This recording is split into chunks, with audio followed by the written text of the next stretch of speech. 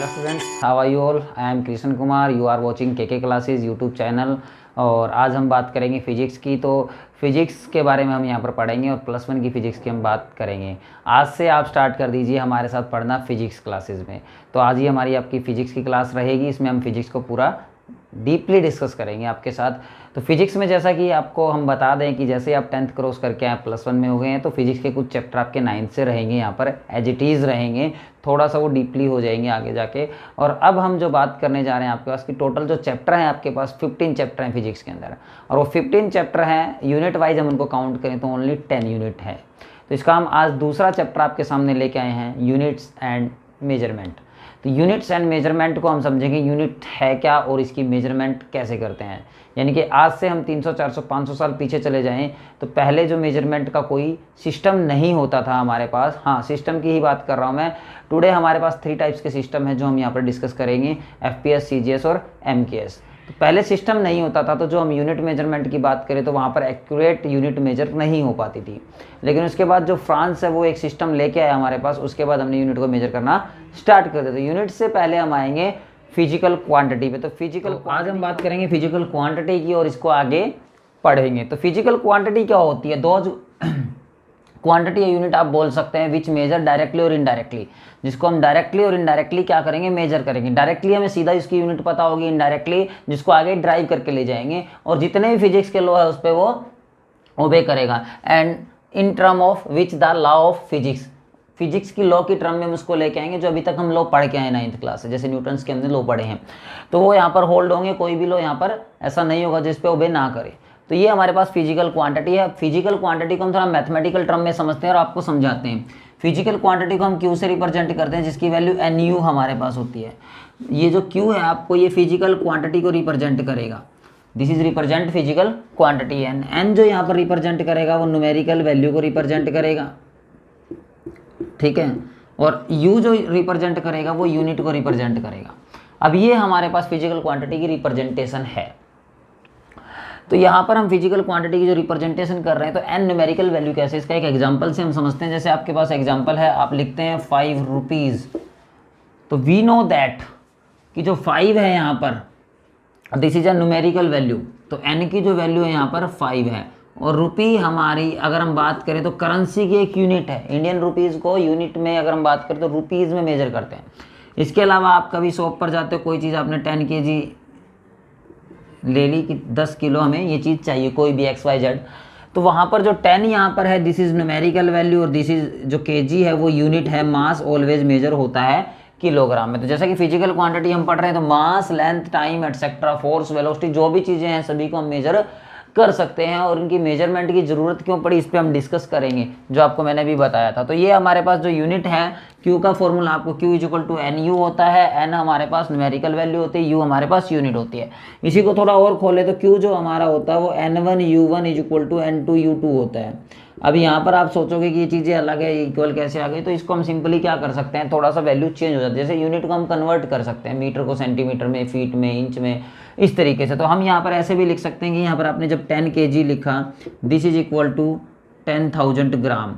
तो this is N1, this is U1 = this is N2 और this is U2। तो यहाँ पर ये फॉर्मूला भी एक्यूरेट है, इसमें कोई प्रॉब्लम नहीं है। तो हम किसी भी तरीके से हम इसको सोल्व कर सकते हैं। ये फॉर्मूला हमने बनाया कि इस चीज़ को भी समझेंगे। तो जो N1U1 है वो = N2U2 है। इसमें हमें ये 4 वैल्यू है हमारे पास, N1U1 N2U2।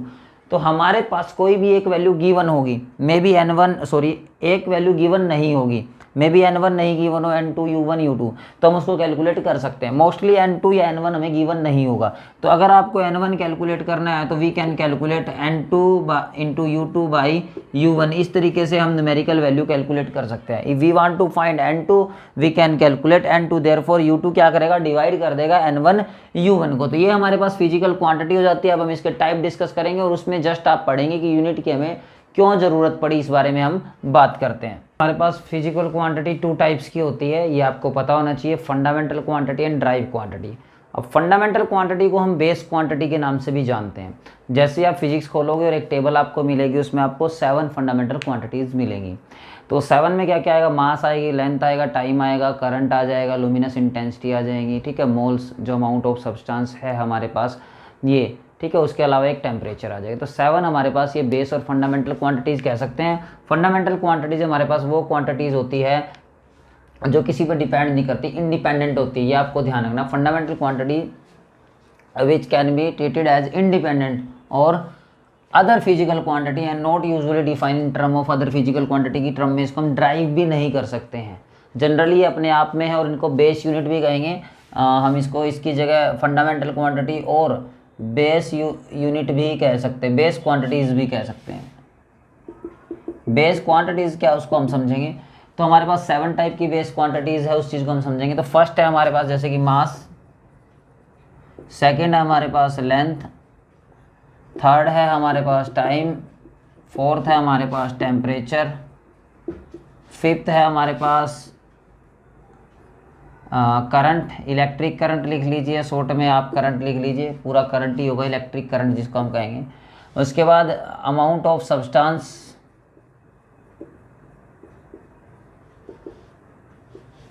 और सेवंथ है हमारे पास लुमिनस इंटेंसिटी। तो ये हमारे पास 7 बेस यूनिट है जिसका नाम हम फंडामेंटल क्वांटिटी कहते हैं। ये 7 हमारे पास फंडामेंटल क्वांटिटीज़ हैं। क्वांटिटीज़ में आपको ये ध्यान रखना, मास जो मेजर होता है हमारे पास, आगे पढ़ेंगे इसकी यूनिट के बारे में, किलोग्राम, लेंथ मीटर में, टाइम सेकंड में, और टेम्परेचर हमारा केल्विन में आ जाएगा, ठीक है, और करंट हमारा एम्पियर में आ जाएगा। You know that 10th class में आप लोग पढ़ चुके हैं। अमाउंट ऑफ सब्सटेंस हम मोल में मेजर करते हैं, यू नो दैट। और लुमिनस इंटेंसिटी कैंडेला के अंदर CD इसका सिंबल है कैंडेला के अंदर। हमारा जो टॉपिक रहता है वो ड्राइव क्वांटिटीज़ है। ड्राइव क्वांटिटीज़ के बारे में हम पढ़ेंगे, जो फंडामेंटल क्वांटिटीज़ है उसी के आगे ड्राइव क्वांटिटीज़ है। अब ड्राइव क्वांटिटीज़ वो क्वांटिटी होती है जिसको हम फंडामेंटल क्वांटिटीज़ की फॉर्म में ड्राइव कर सकते हैं। जो फंडामेंटल क्वांटिटी वो डिपेंडेंट नहीं है, इंडिपेंडेंट है, उसको हम और एक्सप्लेन नहीं कर सकते। बेस क्वांटिटी है हमारे पास 7। ये अदर देन बेस क्वांटिटी जो बेस से अलग है, ठीक है, विच डिपेंड ऑन फंडामेंटल क्वांटिटी, जैसा कि मैंने आपको पहले ही बता दिया कि ये फंडामेंटल क्वांटिटी पे डिपेंड करती है, that is called derived quantities. The physical quantity which depend on fundamental quantities are called derived quantities. Derived physical quantities आप इसको बोल सकते हैं। उसके बाद अदर देन 7, अदर देन 7 क्या, इनको छोड़कर अलग से जो क्वांटिटी, एग्जाम्पल के तौर पे आप वेलोसिटी ले सकते हैं, ठीक है, उसके बाद आप एक्सेलरेशन ले सकते हैं, फोर्स ले सकते हैं, वर्क एक्सेट्रा, बहुत सारी हमारे पास यूनिट्स हैं। तो ये हमारे पास ड्राइव क्वांटिटीज़ थी। इसमें कुछ बातें आपको कैरेक्टरिस्टिक्स पढ़ने हैं तो वो हम पढ़ लेंगे आगे। तो ये हमारे पास physical quantity, then fundamental quantity और ड्राइव क्वांटिटी। यहाँ पर हमारा एक क्वांटिटी टॉपिक, अब नेक्स्ट हमारा यूनिट टॉपिक आएगा, उसको आप देखिए यूनिट टॉपिक। तो नेक्स्ट टॉपिक है हमारे पास फिजिकल यूनिट। जैसे कि हमने पढ़ा फिजिकल क्वांटिटी पढ़ा, उसको थोड़ा और डीपली पढ़ते हैं तो फिजिकल यूनिट पढ़ते हैं हम। फिजिकल यूनिट क्या होती है, एक ऐसी फिजिकल क्वांटिटी जिसको हम फिजिकल क्वांटिटी को सेम काइंड एक पर्टिकुलर यूनिट में मेजर कर सकते हैं। उससे छोटी यूनिट हम बात करेंगे, the amount of physical quantity chosen to measure the physical quantity of the same kind is called physical unit. उनको एक प्रॉपर तरीके से हम मेजर करना चाहते हैं तो उसको हम फिजिकल यूनिट पढ़ेंगे। अब बात करेंगे यूनिट की, तो यूनिट की हमें ज़रूरत क्यों पड़ी तो उसको हम समझते हैं। जनरली हम क्या करते हैं कि हमें कन्वर्जन भी करना ज़रूरी है। कन्वर्जन क्यों ज़रूरी है यूनिट का, तो जनरली मान लीजिए कि अगर हम यहाँ से इंडिया से किसी अदर कंट्री के अंदर जाते हैं तो हमारा जो रुपीज़ है, हमारी करेंसी, वो अगेन अगर हम किसी कंट्री में दोबारा जाएं आए, ऐसा अगर हमारे साथ होता रहता है तो क्या करेंगे कि हमें इसको डॉलर में कन्वर्ट करवाना पड़ेगा, पाउंड में कन्वर्ट करवाना पड़ेगा। जब तक हमें इसका करेंसी का एग्जैक्ट रेट नहीं पता होगा तो ये प्रॉब्लम क्रिएट होगी। और बात करते हैं आज से कुछ साल पहले की, मतलब 100-200 साल पहले, जब ये French system accept 19th century के बाद ही हुआ है। तो उससे पहले जब ये एक्सेप्टेशन सिस्टम नहीं था एक्सेप्टेबल, तो उससे पहले क्या कंडीशन थी, उससे पहले ये होता था जब राजा महाराजा हुआ करते थे तो किसी को भी बोलते थे ज़मीन ले लीजिए तो 4 कदम 5 कदम। तो हम क्या करेंगे आज के टाइम पे, अगर हम होंगे ऑब्वियसली अपने घर के बड़े से बड़े मेंबर को भेज देंगे कि आपके कदम बड़े, आप माप लीजिए। और किसी को देने की बारी आएगी तो छोटे से छोटे मेंबर को हम भेज सकते। तो वहाँ पर थोड़ी गड़बड़ थी, यानी कि एग्जैक्ट वैल्यू वहाँ पर नहीं आ पा रही थी। आपने देखा होगा हम पाल्म हथेली से या फिर पाँव से फीट का यूज़ करके या कोनी तक का एल्बो का यूज़ करके हम 6th क्लास तक भी पढ़ते थे, तो इस तरह मेजरमेंट करते थे। भारत में आज भी अगर आप किसी दुकान पे धागा लेने जाते हो तो 1 मीटर ऐसे माप के दे देंगे आपको। तो जनरली उसमें भी ये प्रॉब्लम है कि अगर इंसान बड़ा है, हाइट अच्छी है, 7 फीट 6 फीट हाइट है, तो उसका 1 मीटर बड़ा मिलेगा लेंथ में, और छोटे बच्चे से मेजर करवाओगे तो 1 मीटर छोटा हो सकता है। यहाँ पे जो मेजरमेंट में प्रॉब्लम थी उसको दूर करने के लिए जो फ्रांस कंट्री है उन्होंने एक फ्रेंच सिस्टम निकाला जिसको MKS और SI यूनिट, उसके बारे में हम पढ़ेंगे। तो इसलिए हमें यूनिट की ज़रूरत पड़ी। फिर दोबारा उस यूनिट को 2 पार्ट में डिवाइड किया गया कि एक तो फंडामेंटल यूनिट होगी और एक ड्राइव यूनिट होगी। फंडामेंटल यूनिट वो होगी जिसको हम और ड्राइव नहीं कर पाएंगे और वो किसी पर डिपेंड नहीं करेगी। तो वही यहाँ पर लिखा गया है, the physical unit which can neither be drive from one another nor they can be further resolve into more simpler. आप फंडामेंटल क्वांटिटी को और सिंपल फॉर्म में रिजोल्व नहीं कर सकते हैं और सिंपल फॉर्म में नहीं बना सकते हैं। तो जनरली हमारे पास जो यूनिट है वो एज इट इज जैसे कि ऐसे ही लिखी जाएगी। एग्जांपल के तौर पे मैं आपके सामने लिख देता हूँ। जैसे हमारे पास मास आ गया, तो मास को हम और रिजोल्व नहीं कर सकते, ड्राइव नहीं कर सकते। मास के बाद हमारे पास नेक्स्ट आ गया लेंथ आ गया, उसके बाद हमारे पास टाइम आ गया। तो ये हमारे पास कुछ ऐसी यूनिट है जिसको आप और ड्राइव नहीं कर सकते। मास को जो केजी है तो केजी यूनिट रहेगी उसको, या मास को हम और ड्राइव नहीं कर सकते हैं। उससे नेक्स्ट हम आते ड्राइव यूनिट। अब बात सुन है कि आपने ड्राइव यूनिट क्या होती है कि हम फंडामेंटल को ड्राइव नहीं कर सकते। तो ड्राइव क्या होती है? ऑल फिजिकल क्वांटिटी और unit which can be explore और derived in the form of fundamental unit. हम इसको किसकी फॉर्म में लिख दें? फंडामेंटल की फॉर्म में लिख दें, तो उस यूनिट का नाम होगा हमारे पास यहाँ पर ड्राइव यूनिट। ठीक है, those unit which can B drive in the form of fundamental unit is called drive unit. हम ऐसे भी लिख सकते हैं कि ड्राइव यूनिट हमारे पास वो यूनिट होती है जिसको हम फंडामेंटल यूनिट की फॉर्म में लिख सकते हैं। फंडामेंटल यूनिट की फॉर्म में कैसे लिखेंगे? एग्जाम्पल हम देख लेते हैं। एग्जाम्पल के तौर पर हमें मिलता है स्पीड। तो स्पीड को हम क्या लिख सकते हैं? Distance by time, distance by में टाइम। तो ये देखिए, तो स्पीड को हमने ड्राइव कर लिया है कि डिस्टेंस बाई टाइम। इसकी जगह अगर हमें वेलोसिटी मिलता है तो वेलोसिटी को हम लिख सकते हैं डिस्प्लेसमेंट बाई टाइम। तो यहाँ पर भी हमने इसको खोल लिया। इसी तरीके से अगर हमें फोर्स मिलती है, फोर्स, तो हम इसको ड्राइव कर सकते हैं। कहाँ तक वो देखिएगा। फोर्स हमारे पास we know that mass into acceleration. ठीक है, इसको और खोल लेते हैं, मास इनटू एक्सेलरेशन। तो यहाँ पर mass as it is, acceleration को क्या लिख सकते हैं? Velocity by time.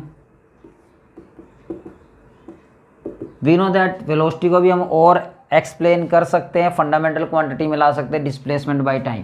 तो therefore this is mass into displacement by time पहले था और टाइम अब आ गया। देयरफॉर टाइम का क्या हो गया? स्क्वायर हो गया। तो ये जो वैल्यू आ गई वो आ गई mass into displacement by time का स्क्वायर। अब हम इसको और एक्सप्लेन नहीं कर सकते हैं, तो यहाँ पर ये फोर्स हमने फंडामेंटल में ले आए हैं।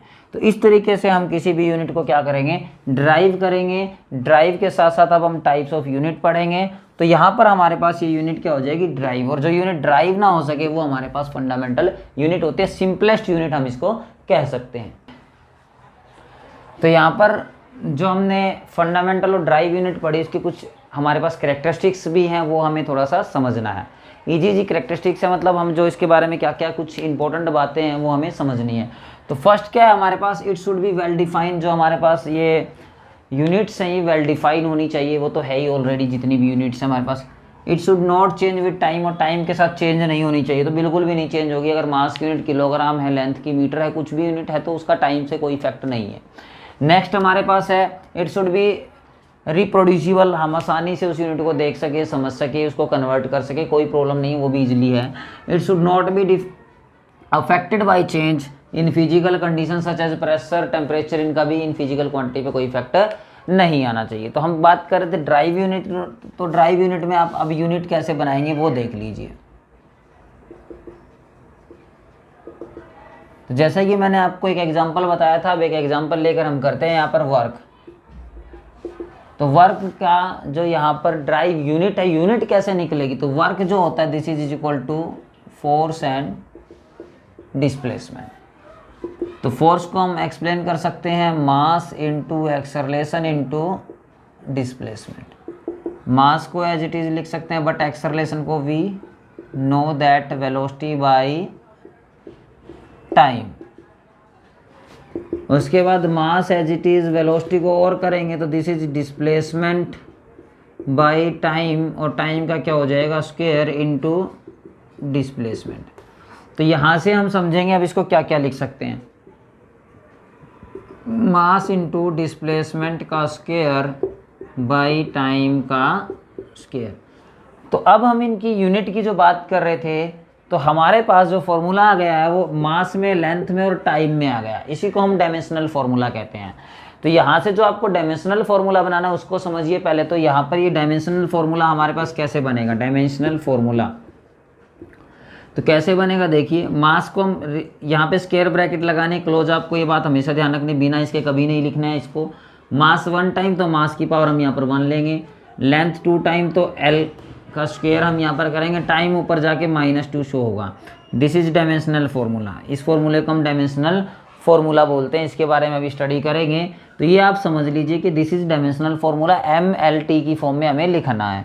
उसके बाद जो डायमेंशनल फॉर्मूला हमने यहाँ पर लिख दिया है, अब इसकी हम यूनिट कैसे बनाएंगे उसको देख लीजिए। तो यूनिट हमारे पास मास जो है 1 टाइम है तो किलोग्राम, लेंथ 2 टाइम है तो तो मीटर स्क्वायर, और टाइम हम इसको डिवाइड में भी सेकंड स्क्वायर लिख सकते हैं, और साथ में आपको पता है जैसा कि ऐसे भी लिख सकते हैं। उसके बाद जो वर्क है हमारे पास, वर्क का डायमेंशनल फॉर्मूला आ चुका है m1L2T-2। उसके अलावा हमारे पास वर्क की SI यूनिट आ चुकी है, अभी यूनिट के बारे में हम डिस्कस करेंगे तब बताएंगे। यहाँ पर किलोमीटर स्क्वायर, इसकी जगह जो वर्क की डिस्कवरी की थी वो जेम्स जूल ने की थी, इसीलिए वर्क को J से दिखा दीजिए आप, कोई इतना आपको दिखाने की ज़रूरत नहीं है। किलोमीटर स्क्वायर माइनस सेकेंड की पावर -2 करने की ज़रूरत नहीं है, इसकी जगह आप सिर्फ जूल लिख सकते हैं, ठीक है। अब यहाँ पर हम कर लेते हैं MKS, CGS, और ये इन यूनिट को हम यहाँ पर ड्राइव। तो हमारे पास जिसको हम SI इंटरनेशनल सिस्टम जिसको हम बोलते हैं,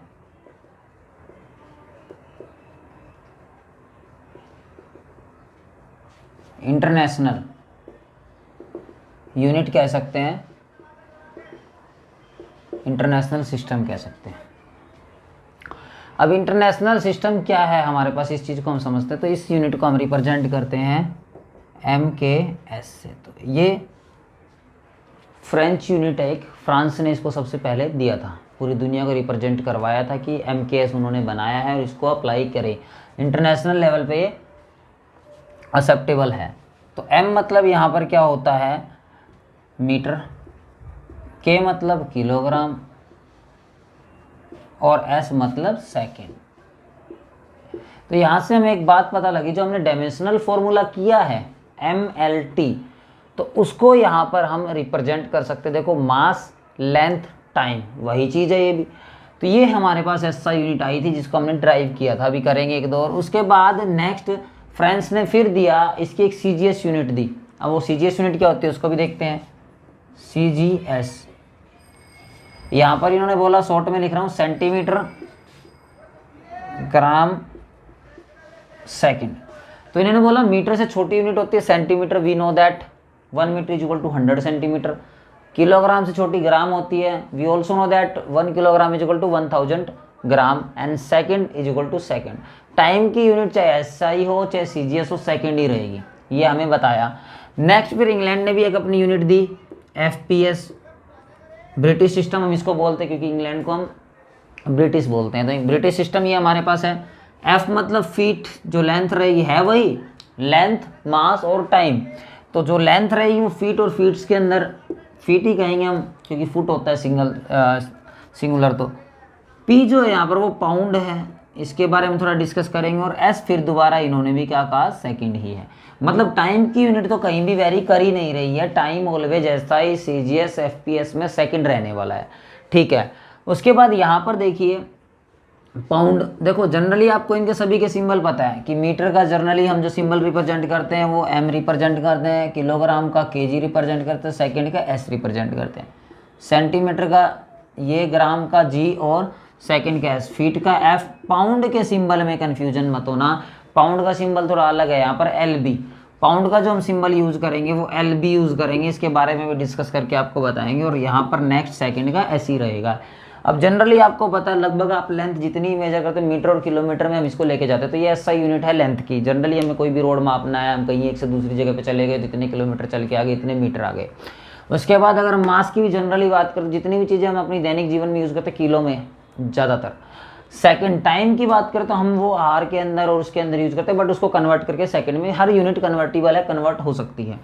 सेंटीमीटर उससे छोटी यूनिट है, ये हो गई। नेक्स्ट फीट की बात करते हैं तो जितनी भी हम अपनी हाइट मेजर करने की बात करते हैं तो फीट में, लेकिन जब भी हम किसी गवर्नमेंट जॉब के लिए फॉर्म भरते हैं तो वहाँ सेंटीमीटर पे बात होती है। जब भी आप अपना कोई फॉर्म अप्लाई तो वहाँ आपकी लेंथ जो मेजर होती है हाइट, वो सेंटीमीटर के अंदर। जनरली लोगों को पता ही नहीं कि सेंटीमीटर में हाइट कितनी है, जनरली लोगों को फीट में पता है। पाउंड की बात करते हैं तो पाउंड में हम ऑलवेज अपना मास मेजर करते हैं, हमारा जो मास है वो पाउंड के अंदर मेजर करते हैं। जितने भी रेसलर है वो, उनका आप कभी भी देख लेना अनाउंसमेंट होती है तो उनका जो वेट होता है वो पाउंड के अंदर होता है, और टाइम तो ऑलवेज सेकंड के अंदर हम यहाँ पर पढ़ रहे हैं। तो हमारे पास ये जो 3 यूनिट है इनको आपको अच्छे से समझना है, इनके सिंबल आपको करने हैं, क्योंकि अगेन एंड अगेन यही चीज़ें क्या होंगी, बार बार यूज होंगी। इसमें हमने जो अपनी बेसिक यूनिट की थी, फंडामेंटल क्वांटिटी, जो बेस ऑफ यूनिट जिसको हमने कहा, वो 7 टाइप की, उनको यहाँ पर डिस्क्राइब करेंगे अच्छे से। और उसके अलावा भी 2 सप्लीमेंट्री हमारी यूनिट है, उनको देखते हैं हम। ये तो ये है हमारे पास, देखिए हमारे पास जो टोटल यूनिट है मेजरमेंट की, हमने वो जो बेसिक पढ़ी थी, बेस पढ़ा था फंडामेंटल क्वांटिटी का, तो वो हमने पढ़ा था 7 टाइप का होता है। तो यहाँ पर हमारे पास 7 टाइप की यूनिट है। जनरली हमने सीरियल नंबर रिप्रेजेंट किया 1 2 3 4 5 6 7, और यहाँ पर ये उनकी नेमिंग है, ठीक है। बेस यूनिट जो हमारे पास लेंथ है, जनरली लेंथ को हम मेजरमेंट यहाँ पर लिखेंगे कि इसको मेजरमेंट किस में करते हैं, और उनका फिर मेजरमेंट का सिंबल क्या है, ठीक है। तो यहाँ पे मेजरमेंट, तो लेंथ को हम मेजर करते हैं मीटर के अंदर, मास को हम मेजर करते हैं किलोग्राम के अंदर, टाइम को हम मेजर करते हैं सेकंड के अंदर, टेम्परेचर को हम मेजर करते हैं केल्विन। जनरली हम सभी में करते हैं सेल्सियस, फ़ारेनहाइट, र्यूमर, बट यहाँ पर केल्विन जो हमारी एसआई यूनिट है, स्टैंडर्ड यूनिट की बात कर रहे हैं हम। इलेक्ट्रिक करंट को यू नो दैट एम्पियर में हम मेजर करते हैं। अमाउंट ऑफ सब्सटेंस को सभी को पता है, मोल में। Luminous intensity candela. तो ये हमारे पास कुछ 7 यूनिट है, ठीक है, जनरली जो हमारी बेसिक यूनिट है। तो इन 7 यूनिट के सिंबल अगर हम बात करें यहाँ पर, तो सिंबल बिल्कुल ईजी से हैं। मीटर को हम एम से रिप्रेजेंट करते हैं, किलोग्राम को केजी से रिप्रेजेंट करते हैं, सेकंड को एस से रिप्रेजेंट करते हैं, केल्विन को कैपिटल के से, एम्पियर को कैपिटल ए से, मोल को MOL लिख के डॉट लगा देते हैं, कैंडेला को CD से रिप्रेजेंट करते हैं। तो ये हमारे पास 7 बेसिक यूनिट है जिनको हम क्या कर सकते हैं, मेजर कर सकते हैं। लेकिन इसके अलावा 2 और है हमारे पास यूनिट, वो आपको समझनी पड़ेगी। सप्लीमेंट्री यूनिट हम इसको कहते हैं, इस चीज़ को समझेंगे। Plane angle, plane you know that, 2D जिसको हम बोलेंगे, जो भी चीज़ हमारे पास 2D में है उसको हम प्लेन बोलेंगे। Plane you know that, X axis, Y axis, कोई भी 2 axis, Y Z and Z X, कोई भी 2 एक्सिस पे होगा तो प्लेन एंगल होगा। प्लेन एंगल हमारा रेडियन में मेजर होगा। अभी तक आप जो 10th क्लास तक जनरली आपने कर लिया होगा, पाई की फॉर्म में एंगल होना, तो वो रेडियन के अंदर होता है। और जनरली डिग्री, और डिग्री को हम पाई में, पाई को डिग्री में कन्वर्ट कर सकते हैं, ठीक है। अभी आप मैथ में भी पढ़ेंगे ऐसा कुछ। तो रेडियन इसकी एसआई यूनिट है जो प्लेन एंगल को हम मेजर करेंगे। रेडियन को शॉर्ट में लिखते हैं RAD डॉट, ठीक है। इसका फॉर्मूला हम यहाँ पर ड्राइव करेंगे कि प्लेन एंगल निकालते कैसे हैं। सॉलिड एंगल की बात कर ले तो ये स्टेरेडियन से होता है, और SR रेडियन हम इसको डॉट S रेडियन डॉट से दिखाते हैं। तो एंगल की हम इसकी बात कर लेते हैं। जो प्लेन एंगल है वो कैसे मेजर होता है, जैसे हमारे पास कोई भी एक सर्कल है, हम सपोज करेंगे, तो ये इसका सेंटर होगा, और radius you know that, circle का रेडियस क्या है यहाँ पर, R है। तो हम सेंटर पॉइंट को O कंसीडर कर लेते हैं, और कोई पर्सन है जो A पॉइंट पे खड़ा हुआ है, तो वी नो दैट जो सेंटर से उसकी डिस्टेंस है वो R है, ठीक है। This is radius. Therefore A move करता है, और मूव करता हुआ किसी B पॉइंट पे चला जाता है। देयरफॉर रेडियस सेम, हमें पता है कि जो उसका रेडियस रहेगा वो क्या रहेगा, सेम रहेगा, but it makes some angle. ये क्या बनाएगा, कुछ एंगल बनाएगा। Let us consider this angle is called theta. जो आप सिंबल पहले यूज़ करते आए हो, वो इटालियन सिंबल हमें यूज़ करना है, थीटा। तो यहाँ पर अगर हम प्लेन एंगल को निकालना चाहते हैं तो प्लेन एंगल निकलेगा कैसे, तो इसका यहाँ पर फॉर्मूला हमारे पास होता है, angle is equal to arc upon में रेडियस, ठीक है। ये आपको पता होना चाहिए। अब आप बात कर लेते हैं एंगल, तो एंगल हमने थीटा से रिप्रेजेंट किया है। आर्क जो रहेगी, आर्क ये होती है जो आप कंपास से जर्नली लगाते हो, उसको भी आर्क बोलते हैं। तो ये आर्क A to B जितना इसने डिस्टेंस कवर किया, दिस इज आर्क।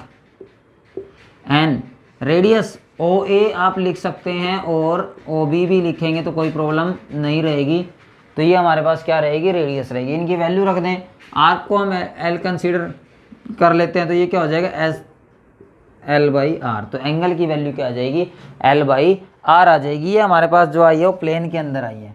तो यहाँ पर आपको याद रखना है जो एंगल रहेगा वो हमारा L/R रहेगा, और एंगल को हमने पढ़ लिया, रेडियन में हम मेजर करेंगे। नेक्स्ट हम सॉलिड के अंदर अभी पढ़ लेते हैं। यहाँ पर देखिए स्टेरेडियन, और ये कैसा होगा, तो ये जो वैल्यू रहेगी वो हमारी स्फीयर के लिए रहेगी। अब स्फीयर के लिए रहेगी तो स्फीयर जो होता है वो 3D होता है, ठीक है। बट यहाँ पर जो स्फीयर का जो सॉलिड एंगल आप बनाओगे उसको समझिएगा, ये स्फीयर हम मानते हैं, ठीक है। और वही केस ये सेंटर पॉइंट, सेंटर से कोई ए पॉइंट और सेंटर से कोई बी पॉइंट, ओरिजिन। तो यहाँ पर ये पॉइंट ऐसे नहीं मान सकते आप, जैसे बॉल है, बॉल का एक हिस्सा लेंगे सेंटर से तो ऐसा एक एरिया निकल के आएगा यहाँ पर। तो जो आर्क भी रहेगी वो भी ये और ये, जैसे मान लो ए से बी हो गया, बी से ए हो गया, यहाँ पे ये आर्क ऐसे घूमेगी, ठीक है, प्लेन के केस में आएगी। यानी कि ये जो सरफेस आएगा ये भी 2D आएगा। यहाँ पे आर्क एक 1D थी, ठीक है, यहाँ पर सरफेस भी 2D में आएगा, प्लस यहाँ पर कुछ एंगल तो आना ही आना, जैसे पहले था, उसको आप थीटा कह लीजिए, कुछ भी कह लीजिए। जनरली यहाँ पर हम उसको रो से दिखाएंगे, अभी बताएंगे आपको। उसके बाद हम बात करते हैं जो आर्क का तो स्क्वायर हो ही गया, इस दौरान रेडियस का भी स्क्वायर हम यहाँ पर लिखेंगे। तो इसका जो फॉर्मूला रहता है वो रो से रिप्रेजेंट होता है, आर्क का स्क्वायर बाई रेडियस का स्क्वायर, क्योंकि जो सरफेस एरिया रहेगा यहाँ पर, ये आर्क नहीं रहेगी, सरफेस एरिया होगा ऊपर, और नीचे रेडियस का भी क्या होगा, स्क्वायर होगा। तो यहाँ पर जो हमारे दो सप्लीमेंट्री एंगल है इनको आपको बहुत ध्यान से पढ़ना है, क्योंकि ये दोनों बहुत इंपॉर्टेंट हैं, आगे यूज़ होंगे। तो यहाँ पर हमारे पास 7 बेसिक यूनिट और 2 सप्लीमेंट्री यूनिट कंप्लीट हो जाती है। ये फॉर्मूला आपके बहुत ज़्यादा यूज़ होने वाला, तो इनको आप इसको मैक्सिमम इसको आपको याद करना है ज़्यादा से ज़्यादा, इस पर फिर भी कम फोकस कर सकते हैं आप। तो ये हमारे पास क्या थी, सम बेसिक यूनिट और सप्लीमेंट्री। तो आज का हमारा ये लास्ट टॉपिक रहेगा जो कि है dimension of a physical. Dimension करेंगे हम, और इसके नेक्स्ट लेक्चर में हम इसको एक्सप्लेन करेंगे कंप्लीट। लेकिन अभी आपको डायमेंशन इसलिए देते हैं कि आप अपना असाइनमेंट वर्क पूरा कर लेंगे, इसके बाद आप असाइनमेंट वर्क पूरा कर सकते हैं। डायमेंशन फॉर्मूले आप कैलकुलेट कर सकते हैं, 15 आपको कुछ मैं फॉर्मूलाज बताऊंगा, उन फॉर्मूलों को आप डायमेंशन में कन्वर्ट कर सकते हैं। 2-3 मैं आपको करके दिखाऊंगा विद SI CGS यूनिट के साथ। तो यहाँ पर हमें dimension of a physical quantity होता क्या, डायमेंशन क्या होता है, dimension of a physical quantity are the power और एक्सपोनेंट्स। ये क्या होती है, उस चीज़ की पावर होती है, या एक्सपोनेंट्स एक ही चीज़ है, to which the fundamental quantity must be represent the quantity completely, जो कि उस क्वांटिटी को कंप्लीटली क्या करता है, रिप्रेजेंट करता है। इसका हम समझते हैं कैसे, देखिए एग्जाम्पल हम बात करते हैं। जनरली आप क्या करें, डेंसिटी, तो हम डेंसिटी को रिप्रेजेंट कर रहे हैं कंप्लीटली डायमेंशन फॉर्मूले के साथ। SI और CGS यूनिट भी यहाँ पर साथ में लेके चलेंगे। तो डेंसिटी क्या होती है, we know that mass by volume. इसको थोड़ा और एक्सप्लेन करते हैं, mass as it is, volume क्या होता है, L into B into H. Therefore we can say that mass by distance और डिस्प्लेसमेंट का स्क्वायर हम लिख सकते हैं, सॉरी क्यूब। डिस्टेंस और डिस्प्लेसमेंट की क्या लिख सकते हैं यहाँ पर, क्यूब। लेंथ हो, ब्रेड्थ हो, हाइट हो, है तो एक तरह से लेंथ ही ना वो, ठीक है। जनरली हम ये नहीं कह रहे कि सारी लेंथ है, लेकिन है तो वो कोई ना कोई मेजरमेंट में मीटर सेंटीमीटर के अंदर ही रहेगी, वो लेंथ हो या ब्रेड्थ हो या हाइट हो। तो जनरली हमें इसका डायमेंशन फार्मूला बनाना, तो ऊपर हमें मास मिल गया, नीचे L की क्यूब मिल गई। तो डायमेंशन फार्मूला आप देखिए कैसे बनाएंगे हम इसका डायमेंशन। तो यहाँ पर ये बन गया हमारे पास m1 L⁻³ टाइम, इसमें नहीं है तो हम उसको 0 रिप्रेजेंट कर सकते हैं, और में भी आप इतना भी दिखा सकते हैं। m⁻1 लिखना कोई ज़रूरी नहीं है, आप यहाँ भी छोड़ सकते हैं। जनरली आप इसको ये दिखाना कंपलसरी, आप इसको दिखा दीजिएगा, इससे आपका क्या है कि इफेक्ट अच्छा पड़ता है कि हाँ आता है बच्चे को। अब यहाँ से हम इसकी यूनिट कैसे बनाते हैं उसको देखिए, इसी के साथ हम इसकी SI यूनिट बताएंगे। तो हमारे पास SI यूनिट की बात करें तो मास 1 टाइम है तो kg⁻1 लिखने की जरूरत नहीं होती। लेंथ जो मीटर की पावर है वो -3 है, ये हमारे पास SI यूनिट इसकी बन जाती है। और जो CGS यूनिट है, अगर आपको वो बनाने के लिए बोलते हैं, SI MKS ही होती है। मैं आपको बार बार बता रहा हूँ, जो MKS यूनिट है हमारे पास वो SI यूनिट ही होती है। तो ये हमारे पास CGS यूनिट है। तो CGS यूनिट क्या होगी वो देख लीजिए आप। तो ग्राम की जगह किलो की जगह ग्राम आ जाएगा, और मीटर की जगह सेंटीमीटर की पावर 3। तो आपने कभी भी डेंसिटी मेजर की होगी, तो आपने जब डेंसिटी को मेजर किया है तो ऑलवेज मास बाई वॉल्यूम लिखा है, और मेजरमेंट रही है आपकी kg/m³, और किलोमीटर की पावर -3, ये आपकी मेजरमेंट रहती है। ये था डायमेंशन हमारा डेंसिटी का। इसी की तरह अगर आपको डायमेंशन पावर का निकालना हो तो वो कैसे कैलकुलेट करेंगे वो देख लीजिए। इसके बाद आपको मैं 20 तक फॉर्मूले लिखूंगा तो आप उनके कैलकुलेशन कर सकते हैं कंप्लीटली डायमेंशन। उससे पहले आपको इनके फॉर्मूले आने चाहिए, फॉर्मूले आने के बाद आप उसको कैलकुलेट कर सकते हैं। पावर क्या होता है? Work upon time. वर्क क्या होता है? Force into displacement by time. Force क्या होता है हमारे पास? Mass into acceleration into displacement by time. आगे हम एक्सेलरेशन को एक्सप्लेन करेंगे। पावर हमारे पास मास इनटू एक्सेलरेशन को थोड़ा सा खोल रहे हैं, वेलोसिटी बाय टाइम इनटू में डिस्प्लेसमेंट बाय टाइम। नीचे ऑलरेडी था, थोड़ा और कर लेते हैं इसको। मास एज इट इज़ रहेगा, यहाँ नीचे ही लिख लेते हैं। देखिए मास एज इट इज़ रहेगा इनटू वेलोसिटी को क्या लिखेंगे हम? Displacement by time. तो टाइम ऑलरेडी नीचे है तो टाइम इनटू टाइम हो जाएगा, और आगे जो है वो डिस्प्लेसमेंट बाय टाइम ऑलरेडी है यहाँ पर। तो ये क्या बन जाता है? यहाँ से ये बन जाता है हमारे पास, यहाँ लिख लेते हैं मास इनटू डिस्प्लेसमेंट का स्क्वायर बाय टाइम की क्यूब। तो ये हमारे पास पावर बन जाती है। अब इसको थोड़ा और खोल लेते हैं। मास को हम एम से रिप्रेजेंट करेंगे, लेंथ को हम एल से रिप्रेजेंट करेंगे, मतलब डिस्टेंस को, तो स्क्वायर हो गया, और टाइम को हम टी से रिप्रेजेंट करेंगे, क्यूब हो गई।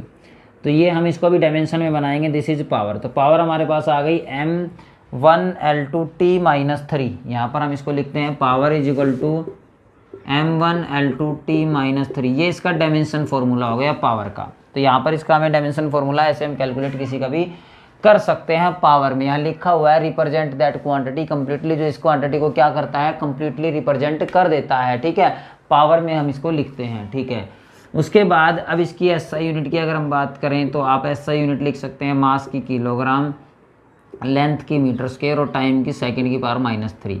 सीजीएस यूनिट आप इसकी लिख सकते हैं, तो जो किलोग्राम है इसकी जगह ग्राम लिखेंगे, सेंटीमीटर का स्क्वायर लिखेंगे, और सेकंड की पावर -3 लिखेंगे। ये हमारे पास आ गई इसकी सीजीएस यूनिट। उसके बाद जो मैंने आपको बताया, जनरली आपको एक बात और याद रखनी है, बहुत सारी यूनिट जो है एसआई यानी कि एमकेएस यूनिट है वो साइंटिस्ट के नाम से है। तो पावर की डिस्कवरी जिसने की थी उनका नाम था जेम्स वॉट। तो उन्होंने अपने नाम से दे दिया। आप एसआई यूनिट पूरी ना लिखकर जूल की तरह वॉट भी कर सकते हैं, क्योंकि पावर की जो एसआई यूनिट है वो वॉट है। तो यहाँ पर ये हमारा डायमेंशन फॉर्मूला हो गया। हम नेक्स्ट लेक्चर में जब आपसे मिलेंगे तो आपको बताएंगे कि डायमेंशनल फॉर्मूले में फॉर्मूला क्या होता है और डायमेंशन इक्वेशन क्या होती है। फिर हम इसके लिमिटेशन भी पढ़ेंगे, वेरिएबल और कांस्टेंट के लिए पढ़ेंगे। ठीक है, डायमेंशन लेस क्वांटिटी के बारे में डिस्कस करेंगे। तो और बहुत कुछ रहता है। जनरली डायमेंशन आपको इसलिए करवा दिया कि आप कुछ ड्राइव कर पाएँ। ये आपका बहुत बेसिक है, सेकंड जो यूनिट है फिजिक्स का। अगर आप इसको नहीं करते हैं तो फिजिक्स में आगे बढ़ना थोड़ा सा मुश्किल है। बट ये जो फॉर्मूले हमारे पास बहुत ईजी है, तो आप इनको ट्राई कीजिएगा। जो 15 और फॉर्मूले मिलेंगे वो नेक्स्ट हम लेक्चर में डिस्कस करेंगे। तो thanks student watching our video.